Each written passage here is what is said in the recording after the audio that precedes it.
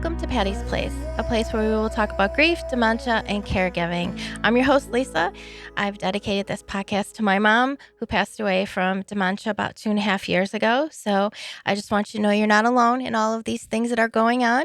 So grab your cup of tea, your cup of coffee. If you're having that really bad day, maybe a glass of wine, and we're going to get talking today.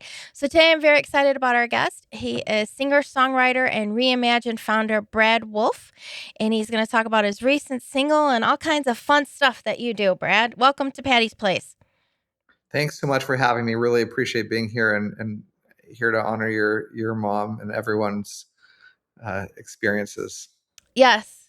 And I listened to your single "Why Wait," which is by Brad Wolfe and the Moon. That's a really cool video I watched on YouTube. We'll put the link in there too with that. So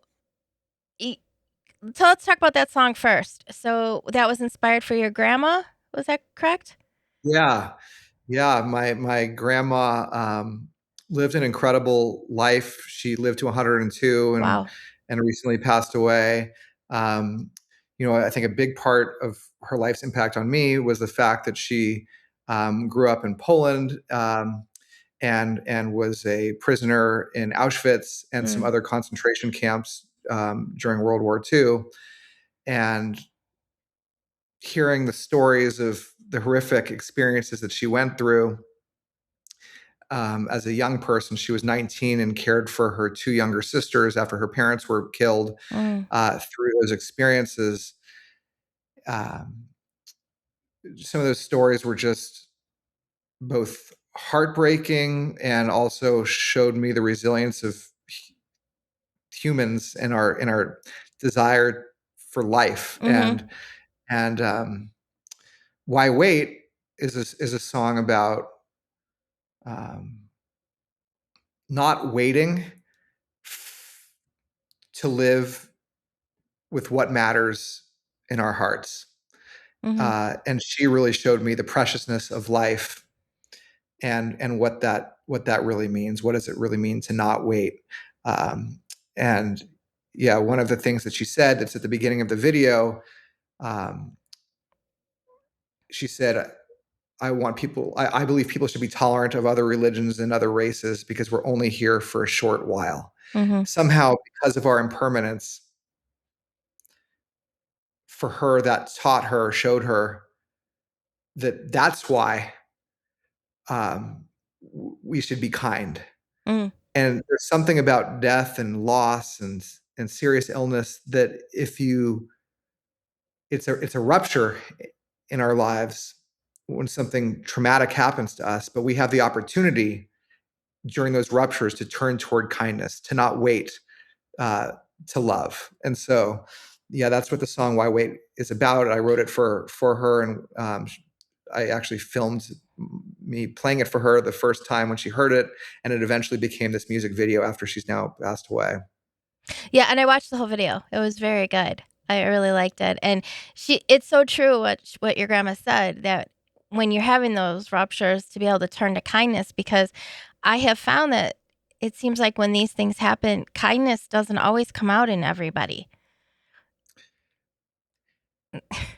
I'm about to speak at the American Psychological Association and debut a new framework that Reimagine's been working on that really undergirds our work as a nonprofit organization, which is about kind grief versus destructive grief. That people say, there's no wrong way to grieve, which is true. There's no wrong emotion. We want to be able to be with and be okay with where we are. There's no pressure to grow. But what we see time and again is that out of our pain, there can be some negative, destructive outcomes, self-harm, harming one another, ways that pain can shoot out in community and even on a broader global scale. Grief sits beneath a lot of our division and a lot of our pain. So how do we tend toward our grief in ways that move it from out of this destructive category toward kindness? kindness to ourselves and kindness to others. And if that's the fundamental place that grief can move us, which I think it has the potential to do, Mhm. the world could be different through our own pain. That is very true. It really is. So let's talk about you have you mentioned Reimagine. It's your nonprofit foundation. So tell us a little bit about that. Yeah, so Reimagine's really a space for people of all backgrounds Mhm. to find free community support that's engaging Mhm. and through the hard parts of life. So we've hosted over 5,000 virtual events Oh, of okay. all kinds, where people of all backgrounds, as I mentioned, maybe you're interested in uh, in movements, maybe you're interested in dance, maybe you're interested in learning in a session, maybe you're interested in just mourning, maybe you're interested in peer connection. There's so many types of events that are happening all the time on our platform Mhm. that you can join for free, where you meet other people or even sit there and soak in what someone's talking about, but just Mhm. to not be alone, but also potentially be an active participant with other people who understand what you're going through, but with the idea that um, not just about kind of sitting in the same cycle of our moroseness per Mhm. se, but Right. what do we do? What do we do with our pain, and how do we transmute it into creativity, into kindness, into acts of love, into small acts of self care to make it okay to navigate our pain in these healthy ways? So we have these events that I'm telling you about. We've helped over 250,000 people through these experiences, and we're just releasing a new platform that's like a new social media platform, Mhm. where the root of the platform is navigating our painful moments, but in ways that generate more connection, more kindness, more small sweet steps towards positive actions in the world, where people are creating something out of their pain.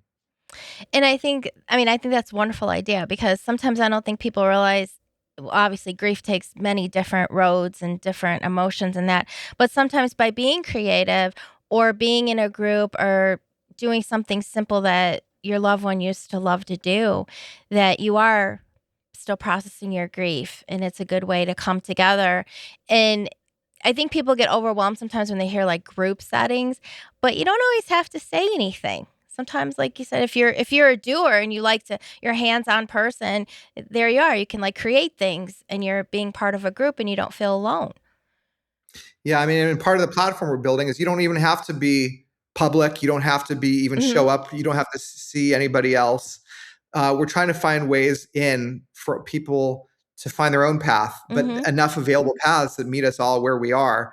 But to your point about creating something, there's a lot of power in that, and learning that and practicing that, and saying, hey, out of my pain, what we try to help people do is figure out what's possible for me now. Hmm. What are my dreams now? Because I can look at my life and say, oh, this was a hard moment in my life, this is a painful moment, but now what? And if we can support each other toward finding those now whats that really matter to us, um, that's the kind of the name of the game, because we can't necessarily go back to the same place where things were Hmm. before, because things are different. So where are we going to go? And that's where we have some agency, but it's hard to because grief is overwhelming and pain is overwhelming. So, or it makes us want to go numb. And so how do we overcome that together? And to your point about um, when you get these when you engage with this, there's a lot of pressure in our culture just to get over it, Exactly. just Yeah. just to Yeah. get over it and get back to work, get back to whatever I was doing. Hmm. By the time the funeral happens, it's like, oh, all right, now that's over. Now the year mark is done, and it's like, move on. But the Yeah. fact is, we can be honoring our loved ones. We can be honoring that experience, um, for the rest of our lives, because that experience of losing somebody or of some kind of pain that we go through, those experiences do stay with us our whole lives, Yes, they whether or do. not we talk about it or not. So we better to actually continually find ways to integrate those experiences in our lives in ways that feel good and are healthy for us, and for those we care about in an ongoing basis, in honoring the people that we love continually through our actions and through our words and through our deeds, and with support from others who are with us, we can actually make that relationship even stronger, make our relationship with ourselves stronger, and make our relationship with others stronger. So there's so much beauty that can come from these painful places. And so, how can creativity help us process our emotions? So, I think what it is that our emotions want an outlet. They crave an outlet. Um, we know this because if we try to keep them in, Mhm. that doesn't usually work. No, it That doesn't. that and so then what happens? Mhm. Then one option is it comes out, Mhm. but it can come out as expression in ways that are not good. Me yelling at my wife, or me um, not being as patient with somebody that I care about. Um, these are things, I don't, we all deal with we all get angry, we all get sad, we all have these emotions, but how do we respond? Creativity, and I want to say that creativity doesn't just have to be art. It could be Right. all forms of expression. But if we can channel our pain and let it come out in a direction that is generative, that is positive. That's and there's so many pathways for that. That's beautiful. And so that's where I think creativity is one of those vectors, and it's something we all have access to in terms of singing. It's like, yeah, we can all sing in the shower, we can all sing in the car, we can all listen to music. And even just being with music, for example, is just one outlet we have. But so is going for a walk in nature is creative. So is Mhm. picking out the outfit that we wear in the day. We're creative just by getting through the day, because we have to make all these choices. And as humans, man, those are creative choices. Well, yeah, I mean, it doesn't, like you said, doesn't necessarily have to be art. It could be, playing with the dog, being around little kids, or like you said, walking in nature, any of those things, gardening, all that stuff could be creative. Amen. Yeah. And so reimagine, what we help people do is we help people figure out, do I want to make a garden? Mhm. Do I want to take a walk in nature? Do I want to write a song? Do I want to repair a broken relationship? And once we help people figure out what they want to do, then we help support them in literally taking small, sweet steps towards their dreams. And in that way, we're all that's what it really means to be, I think, um, kind of a hero through our own journey. It's just, what are we creating in the world out of what's hard? And how does music heal us during our darkest times? I now have a 9-month-old daughter, Okay. and playing music for Brielle, I see the way that music is so deeply connected to just being alive. I mean, I can play her music, and when we get to the chorus of a song, she'll pick up a rattle and start shaking it along, and her body will be moving and dancing to the music, and it makes her so happy. So there's something about music. I don't know if it's spiritual, I don't know if it's science, I don't know what it is, but there's something deep about it that is connecting, that brings us into our bodies, that makes us present with the moment when we're really listening and paying attention. And it's the vibrations, it's the voice, and so I mean, I think it is healing. Music is healing. When there's words attached to it, when you're making it, that's another level too. It's like then you're Mhm. sharing something creative with somebody else, whether it's a playlist. But there's something about being together and sharing music, um, that is part of I go to a walk down the street the other day, and there was a festival taking place in the streets, and it was one of these things where they have these silent discos, Oh. where people are listening to music, but you can't hear the music. They're just listening, and everyone's bodies are kind of moving. And it reminded me so much of my daughter. It's like they're moving the exact same way, just wanting to kind of pulsate their bodies. And these really I've kind of felt like an alien looking at them, but it was just, wow, look at how music just makes people want to move, and be together. So I think there's something in that, in being together, in slowing down and connecting, and being present. Um, and I think it's the same thing. It's like just being present with somebody Hmm. is, is a form of almost the same thing, but that's really hard. Music's almost easier because it already has that beat that slows us down, that connects us. The next level is like, how do we learn just to be with each other in silence and appreciate the silence? That's hard too. Well, and it is something too because with my mom having dementia, we had a music therapist come in for her during when she had hospice. And it was amazing because the first time the music therapist came in, the next day the caregivers like couldn't wait to tell me that my mom went to a party. She wasn't leaving the room. She went to the party. She was talking. And then the one time I was there with the music therapist, she didn't know who I was, but she remembered the words to My Girl. Isn't that amazing? Yes. What was that like? I was like sitting there and she just was singing along, to him. But my mom always loved music. She always connected very deeply with it. And she had certain songs that she loved to play with it because, she'd say certain artists knew pain. That's why she loved him so much and stuff. I mean, that's the thing. And when Yeah. there's artists no pain, I mean, what your mom is saying, what Mhm. is she really saying is like that. I connect to that person. That Yes. person was able to express something in my heart that connects with me, and I feel less alone. Hmm. I feel connected, and music has that property. I've played music now. I've had the opportunity to play music for people at the end of their life on a number of occasions, and it really is so special. You can see the way that music impacts that person, Hmm. it can impact the other people in the room. Like now you have this memory of your mom and music. You can now listen to that song My Girl and feel something and remember what that song means. And it's a way of connecting, that heals all of us. Well, she was a big Barry Manilow fan. And so she had a lot of she had years before she had told me what song she wanted played at the service. So like that last week before she died, I played a lot of the artists and songs that I knew she'd like, and I knew she heard it. She was in the bed and everything. She wasn't really moving, but I knew she heard it, and I always know that brought her happiness.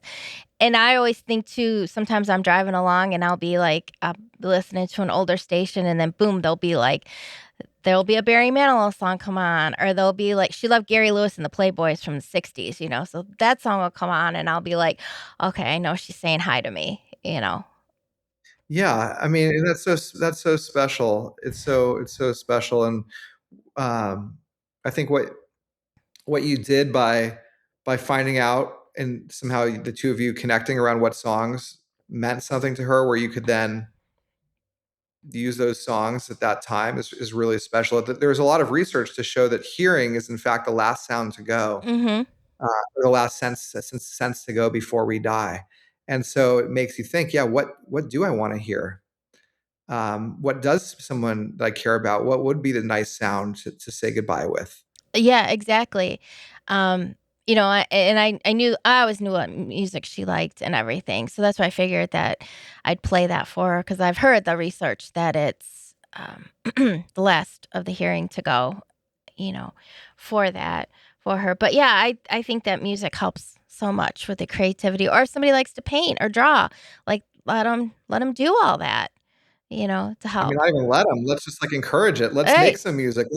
It's like, yeah, people are afraid, in our culture, it's like we're so judgmental as a culture that of course it's scary to be creative or to Mhm. think I can draw, but just a doodle, Yeah. just get your hand moving, get your body shaking, get your voice singing, like any of those things. If we can do it and not judge ourselves and have some self compassion, um, just trying that is so freeing. Well, and too, even when you're in that caregiving mode, sometimes, like for me, it was as simple as, coloring. Even with doing a coloring app, it like calmed my mind down, to just focus on these little things. And it's being creative, for whatever it Yeah. is to help with that. So I noticed on your website for the Reimagine, you have Reimagine End of Life Festival. And is that, did I understand that right? Yeah. Okay. Yeah, we haven't hosted one for a bit, Okay. but the way our organization started is we hosted these large-scale citywide festivals called Reimagine End of Life, Okay. uh, where we would have literally like 300 events across the city Oh, wow. in a week, and they would be at comedy clubs, Okay. but also hospitals Mhm. and in graveyards and in even in a city hall, or in art galleries. It was like we tried to make sure that there were events in all the public spaces and Mhm. private spaces that made up a city where people could get together and somehow create a space that related to the people that were there, uh, to open up dialogue about these hard topics, but in ways that were often creative and could bring people in and meet people where they were at. Maybe it's laughing about it in comedy. Maybe it's a conversation with nurses in the hospital. Like I said, maybe it's dancing in City Hall, with millennials and senior citizens. These are the kinds of things that we were putting on together. Yeah. And now we've gone mostly into these virtual experiences, so people all across the country Mhm. and the world can participate. And so coming up in on October 15th this year, we're having a large scale summit that's free, called Grief in Our Times, and it's a place where we can explore the creative expression and make some meaning together out of our personal pain Mhm. that we're all experiencing, and also some of the collective pain that we're all in. I think that's great. I mean, sometimes I think people, uh, don't always wanna laugh, but I think laughter is good with it because that's remembering different things about your loved one, and sometimes I will tell stories about my mom or other people tell stories about her and that, and it makes me laugh, I'm like, "Man, she can come out with these lines sometimes," we'd be like, and you have to and I feel like it brings you comfort, it brings you closer to them too when you're able to laugh with it. Oh, I mean, I think laughter is so important, and I think part of it is, I mean, what this is what I've learned by being in these like 5,000 events talking about death. People aren't really talking about death for very long. No. Mm-mm. Honestly, what people end up talking about, and this is what's so beautiful and engaging and creative and life affirming about them, is that people end up talking about things that make us laugh, things that make us feel love, things that make us feel connected, the memories that we have of things in our past, the fears that we have, but things that actually are quite um, that are not morbid in the least. They're actually the No. the the most life giving, and I think laughter um, is one of those things. Just like music, it's like beautiful things, funny things, loving things, joyful things are all coming out of the hardest places. And so, yeah, we don't need to censor ourselves around laughing. No, because a lot of times people you had some really good stories, and that's what you wanna remember. You don't really wanna remember, especially, y um, when they've been sick or even, like, I remember my mom with the dementia, but then I also remember how she was before she was sick, but then I've also learned to appreciate the time I had with her in those moments of when she had her when she was sick with dementia, because like, I was able the one thing that people with dementia teach you is to be in that moment because that's the only How thing did they know. Yeah, yeah, no, that's so profound. And a lot of there's this comedian that I love named Chris Garcia, and um his father had dementia, and Mhm. a lot of his comedy, it's so sweet, honestly, it's so loving, Mhm. but a lot of it,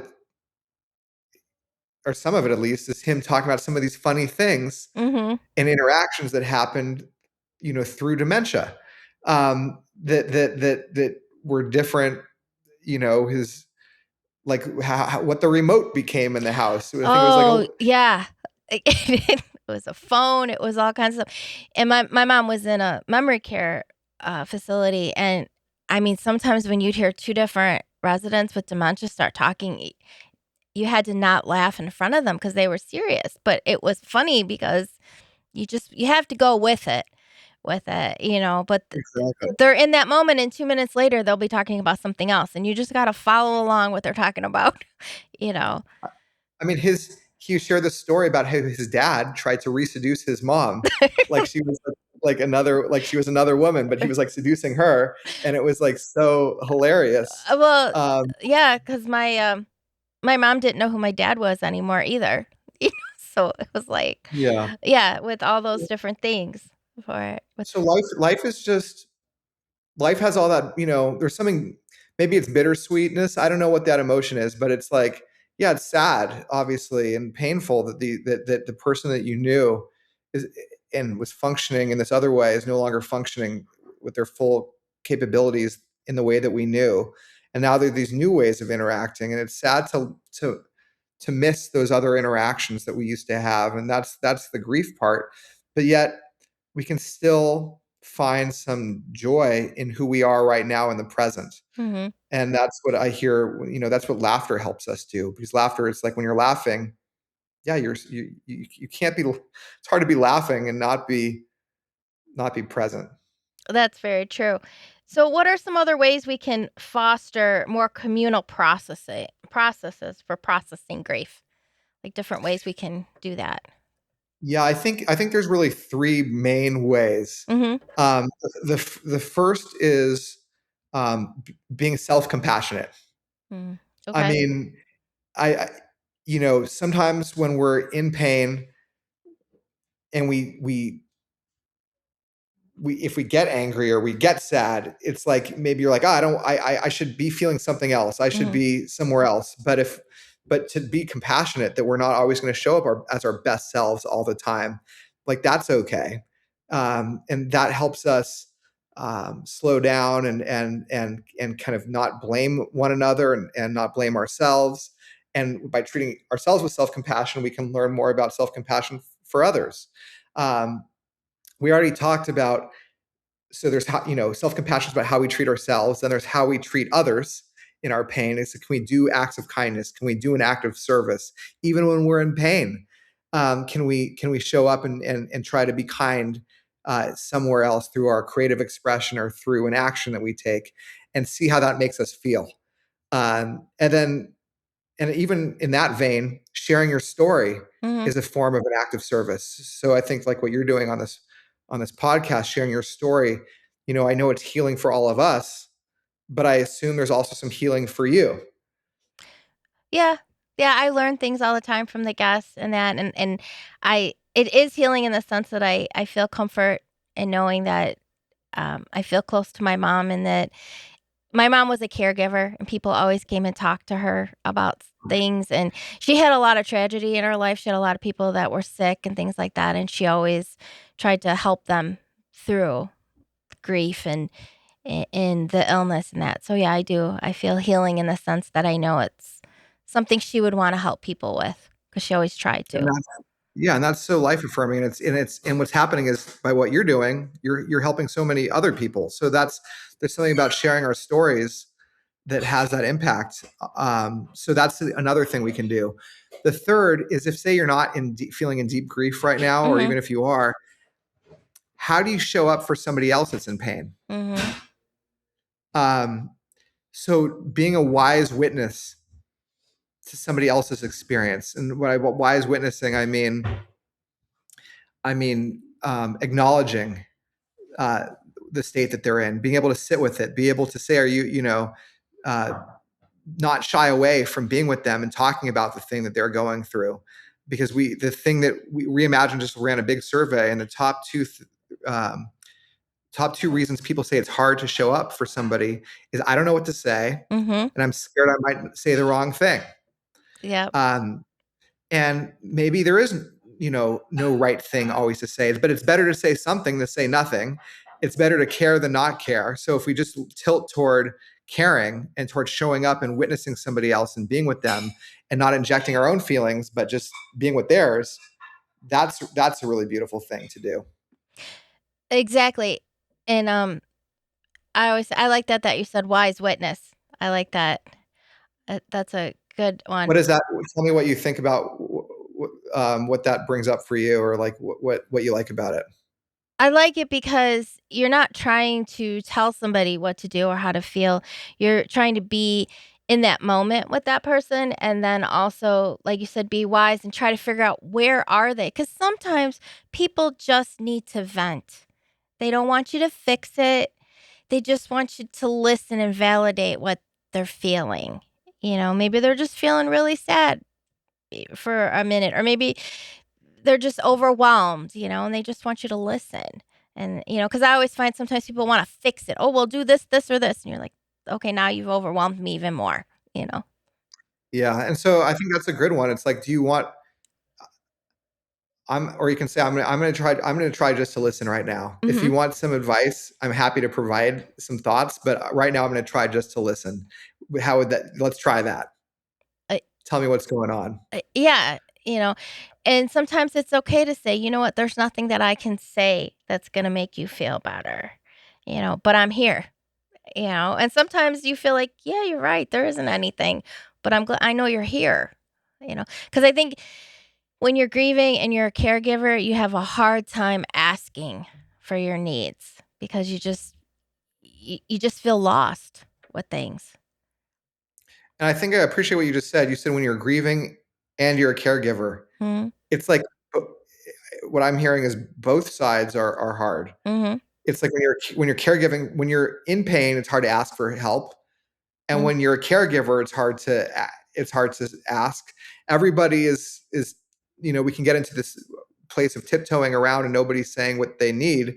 Mm-hmm. It's also hard to know what we need, Exactly. and so being okay with all of that is kind of part of the challenge. Right, because everybody's always like, "Tell me, let me know if you need anything," and you're like, "I don't know what it is I need." I don't know. Yeah, yeah. Yeah, so it becomes hard, and, like, so it kinda goes back to self-compassion, but even then, sometimes you just feel so overwhelmed or lost, you're like, "I don't know." And even just to be able to say, "You know what? I need to take a nap. That's what I need to do right now." And that's hard too. Yeah. And if it is, but I think what's nice about the taking a nap thing is if you in your mind can say, "Hey, I will be better for other people if I take a nap." Mhm. And even if I can count myself as a better person, that would be next level, saying like, "Oh, I can be better to myself if I take a nap." But it's sometimes it helps us in our brains realize that some things that might seem just about us are actually can be for others, and that gives us permission to do those things. Mhm. And so, yeah, taking a nap is a beautiful act of service, Mhm. often Yeah. in the area of our pain, because it refreshes us and allows us to then interact differently with all the people in our lives. And it's an act of self-compassion. So that's an act that's both self-compassionate, but it can also be an act of of of um, pro-social expression Mhm. toward others, because by caring for ourselves, we can then better care for others. Exactly, and sometimes it's hard to remember that when you're going through all of this, like you said with the self-compassion. So, if somebody's interested in one of your Reimagine events or your website or that, how can they get to it? Sure. Yeah. So just go to letsreimagine.org, Okay. and you'll find all of that there, letsreimagine.org, or on the social channels, Let's Reimagine, on Instagram or on Facebook. You can find us there. And then, yeah, you can find my music at Brad Wolfe, WOLFE, bradwolfe.com. And you'll hear all these songs I've been recently releasing that are that's my own expression of through my own Mhm. kind of journey, where I found a lot of healing, which I don't necessarily need to release to anybody to find that healing. But again, to the extent that if anyone's helped or connected with the music, it's kind of a way of all of us paying it forward. Mhm. Exactly. Yeah. So I'll make sure that we put those on our page so people can click on as well as the video for Why Wait too, so people can Thank click you on it. so much. And I know you said you have an event coming up in October. People can join in too. Yeah. That's at summit.letsreimagine.com. You'll find that. I'll share the link with you, but that's going to be free, and I think there'll be like 1,000 or so people joining from across the world. We have spaces for you, and you'll meet so many people. You'll see so many people in a very low pressure environment. There's like, I think, 30 to 50 sessions that you can select Oh from. wow. Okay. Anything you are interested in, you'll be able to find with experts and authors and musicians and spiritual leaders and all kinds of very interesting, compassionate people that are all coming together to try to create more kindness through the hard parts of life. And we definitely need more kindness in this world. We really do. With that. Yeah. I honestly, that's what's been coming up for me a lot lately. I used to think that love was a thing that we needed, Mhm. which I do think we do need love. But then I started thinking, man, out of love, there's some pretty bad things that have happened in the name of love. True. There's like revenge in the name of love. There's killing in the name of love, but you can't really do any of those things in the name of kindness. That's very true. Yes. So it made me think that like kind grief is what's so vital, is kindness Mhm. toward ourselves and toward others. And then the right kind of love can manifest from there. That is very, very true. Well, thank you so much for joining us today, Brad. And like I said, Thanks for having me. we'll have all the links on there. So hopefully you have had a very enlightened conversation today. And hopefully you've enjoyed your cup of coffee, your cup of tea, or that glass of wine. And make sure you leave us a review, subscribe to our YouTube channel, and we hope you enjoy another episode of Patty's Place.